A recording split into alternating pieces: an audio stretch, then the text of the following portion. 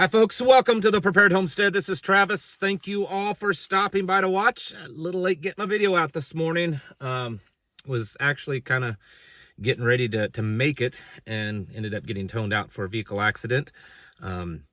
Everyone will be okay. Some injuries, but I had to do some extrication to get them out, but everything I think is going to be fine. Had some storms last night, but nothing too bad. Looks like today might be a pretty nice day, maybe some rain later on. In the news, it's being reported today that the GDP has sunk 0.3%. It's the first time in a while that the GDP has gone into the red, to the negative, showing signs that the economy is slowing down, like they've been telling everyone. Trump is saying that it's all results of the Biden administration, which I don't discount that. I'm not saying that that's not exactly true, but the stuff that's happening now, that's been happening for the last 100 days, is definitely contributing to it, okay? The big thing that I wanted to talk about is in relation to that. There's an article out talking about how Americans, and this fits with the GDP and just general sales of everything, is slowing down because Americans they're a little scared to buy anything. And it talks about in the article that it's a combination of kind of two things. Number one, people are running out of money. They don't have the money. Prices have gone up. We're already in some areas, not everywhere. It's not widespread, but in some areas there's already been an increase in goods because of the tariffs. I've seen reports of certain auto parts, and this isn't just China. Remember, I know there's a heavy focus on imports from China, but you also have to remember that there's tariffs on Mexico, Canada, all over the place. All over the place, there's been an increase in tariffs. And so, auto parts have gone up, significantly, 60, 70% increase in price. A lot of things are starting to go up. And so, number one, people seem to have less spending money. On top of that, the purchasing power of the dollar in comparison to gold has lost about 40% of its power since the start of the year. Not comparing it to gold, it's lost probably somewhere in the neighborhood of 7 to 10% of its purchasing power. So the dollar's worth less, prices have gone up, people are a little bit more strapped for cash. And so sales have gone down, but also the article talks about that part of the reason why things have kind of slowed down in the spending is because just people in general are a little bit nervous. They're worried about things, and so they're holding on to their money. They're not making, buying things like they normally would. They're not going places like they normally would. Even though gas prices have come down a bit, and there are certain things that's come down, in general, people are getting a little nervous. And this is where I want to kind of key in on. A lot of times on here on the channel, when I talk about this kind of stuff of making sure you're stocked up, making sure you're ready, get your house in order, all that kind of stuff, I see in the comments, and I understand what you're saying when you folks say this in the comments. You'll say stuff like, well, we're pretty well stocked up. We're ready. We're ready for this. We've been prepping for years. We're good. No one's perfect, of course. I'm sure every one of us could improve in certain areas, but you're ready. That's good. But you must understand that the amount of the American population that you would fall under is actually a really tiny percentage. The vast majority of Americans are not ready. The vast majority of Americans are not preppers. They've not stocked up. They've not done anything. And that's the worry. I made a video yesterday over on my locals channel talking about people, how bad people are. Now, I'm not, some kind of, pessimist. I'm not, just, people are horrible and everybody's evil. But people in mass crowds can be like cattle. And people in general, well, they're not ready. They don't have the mindset. They're living off in la la land, They're the normies, right? And they're just even if you convince them that things are bad, they will still do everything they can to avoid the reality of what's really going on.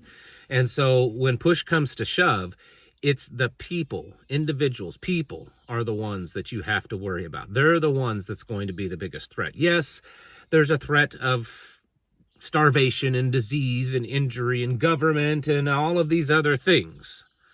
But in the end, it's individuals that will be the biggest threat, because they will react so off the charts at times. History has shown this. This isn't just me making this up. History shows this over and over again. In times of serious downfall and collapse and just very hard times, people end up behaving very badly. If you go back a decade or so to Venezuela, when they went through their hyperinflation and their currency collapse, if you start to look at the numbers, there's been studies done of how things, the social structure and crime and things collapsed so rapidly there. Within the first year, I don't even know if you can say this on YouTube anymore. Everything's so filled with censorship, but sexual crimes, let's put it that way. Sexual assault crimes increased by about 52,000%. 52,000% in about a year. People just lost it. They lost it. And I don't want to hear that, well, that's Venezuela. At the time, Venezuela was the probably the second most developed and advanced and wealthiest nation in the Western Hemisphere. They weren't some third world, dirty, whatever kind of nation. They were actually quite developed. Very much a religious, Christian nation. And that happened. And a lot of people died and a lot of people got hurt. When things fall apart, people will behave bad. They will revert back to their very much animalistic, self-indulged, tendencies. And when we start to see that people are already becoming nervous, I know it's still a far stretch to say that people today in America are starting to become nervous of the economy versus they go into this, cannibalistic, animalistic, anarchy. I get it. There's a big gap there. But I just want to show you that as things worsen, people will become more nervous.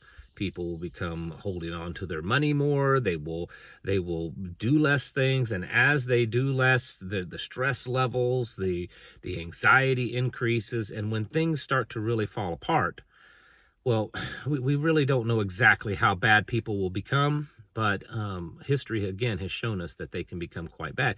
I mean, even during COVID, while we of course weren't seeing masses of amounts of crime, we did see dramatic crime increases. We saw people just behaving badly. They turned their backs on their friends and their neighbors. They were becoming more and more selfish, and I think we're still reeling from that.